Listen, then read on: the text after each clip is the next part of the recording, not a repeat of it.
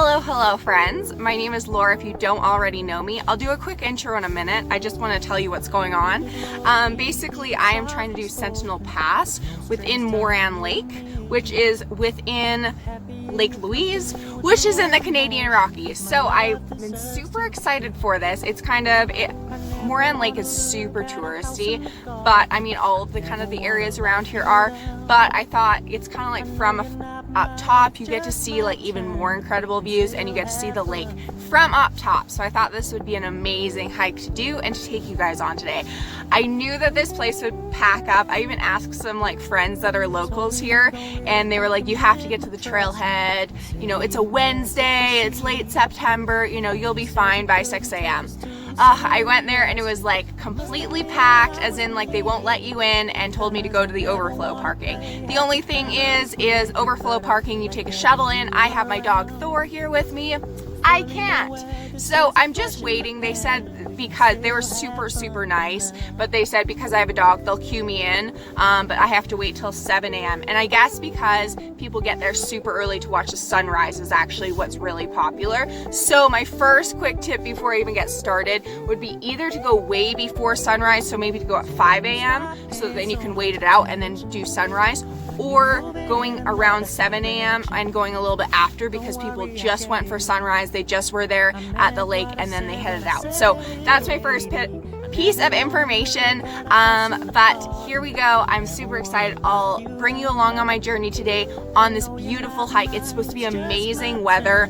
I will talk about what I also bring for a day gear. I'll show you great clips of my dog Thor, and I'll even talk about my inReach because I've been starting to use it and just have really enjoyed it, and I'm curious on a day hike like this how it actually will be helpful. So stay tuned, guys. So it took me about 30 minutes still to find a spot, but that's okay. I still was able to get here, and now I don't have to wait for a line, for a shuttle, all that kind of stuff. So I'm still super happy. It looks like an amazing day. I keep hearing from everyone this is kind of the trail to do if you can do it and stuff. So I'm super excited for that. After, I heard also that you don't get a great view of Moraine Lake. So afterwards, I'm going to also take you around the lake, which is about 1.5 kilometers. So stay tuned for that. If you're only interested in that, you can just go halfway through this video and check that out.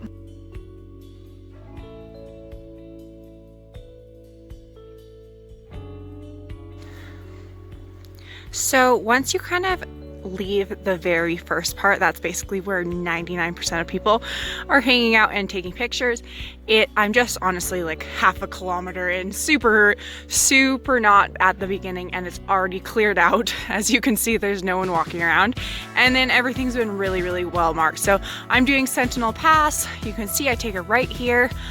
In total, I believe it's going to be around 7 miles, but I will update you at the end if that is correct on all trails. But I do have that downloaded. Like I said, I have my inReach. I've only kind of just got it a couple weeks ago and I've been playing around with it, but so far I've really liked it. So I don't want to do like a full review because I'm not an expert yet, but more near the top, I'm going to show you some of the features that I have liked about it. So let's officially get started on this wonderful hike.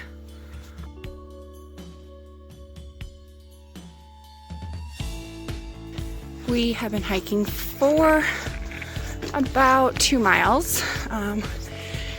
I know the second half of the hike is a lot more steep, but you can see the trees here. They're so pretty. And most of the hike up, you've kind of been able to see a glimpse of Moraine Lake from like afar, but I know from the top it's going to be just like even more beautiful. There's been actually surprisingly a lot of people on the trail, but nothing too crazy, but you definitely see someone every couple minutes. You can see a little bit of snow on the trail. Hasn't snowed for me, but it's probably around 40 degrees.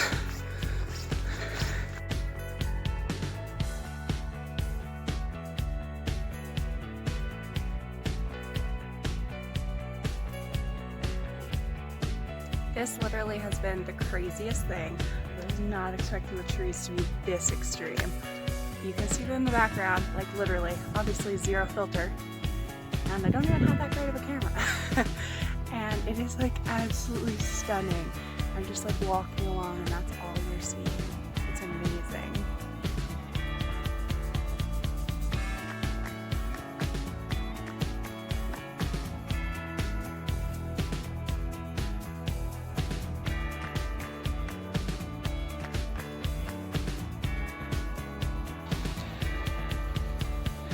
There's the trail.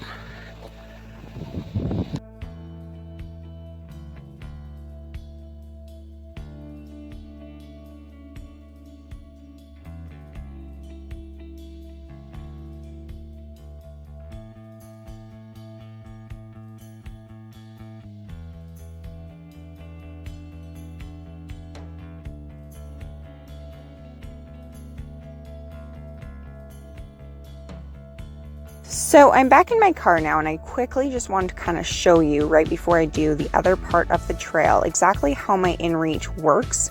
And I don't want to go into it too much. Just like I said, I just kind of got it. I've been playing around with it, but just for people who are interested in a day hike or interested in getting one, just kind of wanted to quickly overview it for you. So basically, one thing that I'll note is that my phone actually died numerous times on this trail just because it was quite cold out there in the end. More near the top. This did not in any way, which was really nice. At the beginning of the hike, it's telling me it's 25% battery though. At the beginning of the hike, I did start it, so start my tracking, and then I did actually even send it to a couple of people, and then they're able to follow along if they'd like. You can kind of even see the map feature, which is really nice, and you can see around it where your trail actually would be. So you want to download the map kind of on your computer and then just Bluetooth it to here beforehand. But for me, I mean, these trails I know are going to be really well marked, and then when I just turn on my map, I can see that a trail is there, and I know that's probably my trail. A few other wonderful little things about it are you can save your kind of what you did beforehand.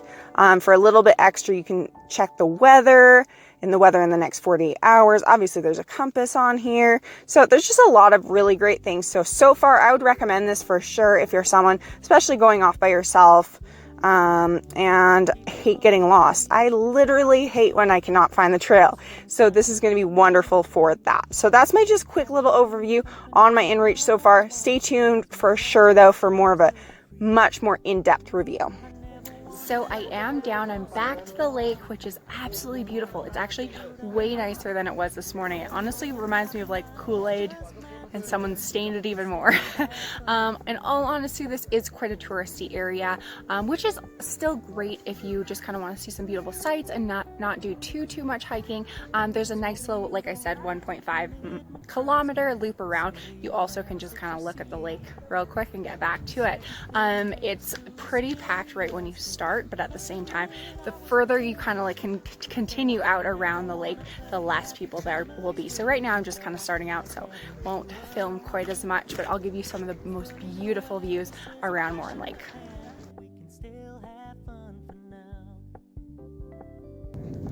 These views are just amazing. There's kayaks over there on the right that you also can rent. I don't believe you can today as no one's out there, but I know in the summertime it's a pretty popular thing, which actually it looks so much more beautiful without anything touching the water, so I'm excited. Beautiful Moraine Lake. I meant what I said when I said it, lady.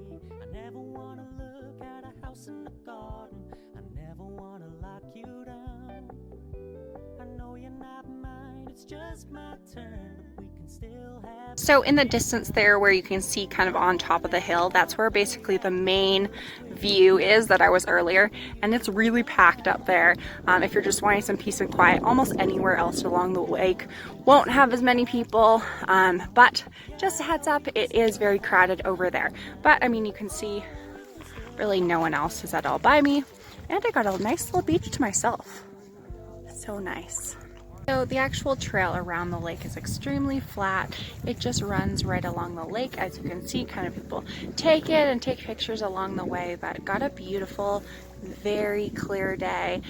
We actually got a teeny bit of snow. It's still chilly but fine when you're walking, but it's just so clear that makes that water just so much better. One of the reasons why this trail is so nice is just because you get so many different views at the lake. So if you're wanting a few less people, you kind of can just come along here along like a little beach area and have some lunch or anything like that. If you're more looking for the views, I would start right at the very beginning, but I'll do kind of a final wrap up in just a minute. Stunning though. So normally I do my final wrap up videos kind of after a bit of time and once I'm back in my car and everything like that. But since I did do that first big hike and then walking down and walking around here, I have had time to gather all of my thoughts on this. So 10 out of 10 would recommend this, the Moraine Lake area. The only thing that I didn't like is just how touristy it is in terms of right when you start. Normally if you'll kind of try to avoid the buses when they're first coming in and you're wanting just to go around the lake, they'll kind of just like disperse out. But that first bit, it's kind of overwhelming, like, oh my gosh, am I at a museum?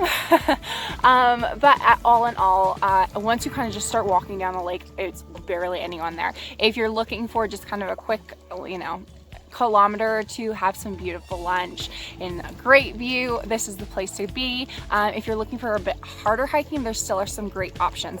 Like I always say on my channel, something like All Trails is really great and will give you kind of just what is exactly in the area, and that's how I found mine, and I'm really glad that I did it. Apparently there's really only about 2 weeks in the year that the leaves completely change, and I just got super lucky with mine. In terms of parking, I actually would say I probably did it at like the worst time.